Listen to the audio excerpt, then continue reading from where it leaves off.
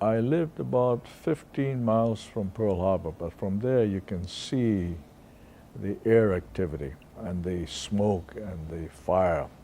So you were at home? And then, oh yes, this was Sunday.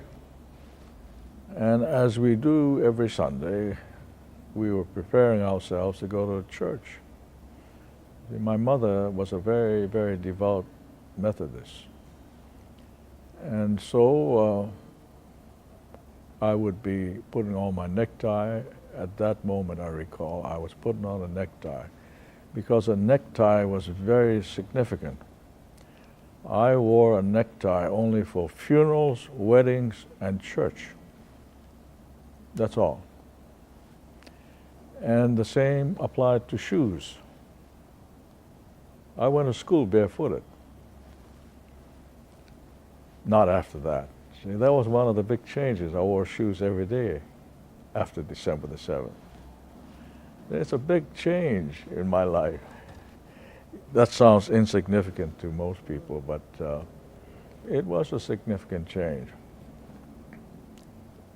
And then all of a sudden, you know, while listening to the music, this voice comes across. The disc jockey stops the music and he starts in a high-pitched voice talking about this is for real, this is for real, it is not an exercise. What in the world is he talking about? The Japanese are attacking Pearl Harbor.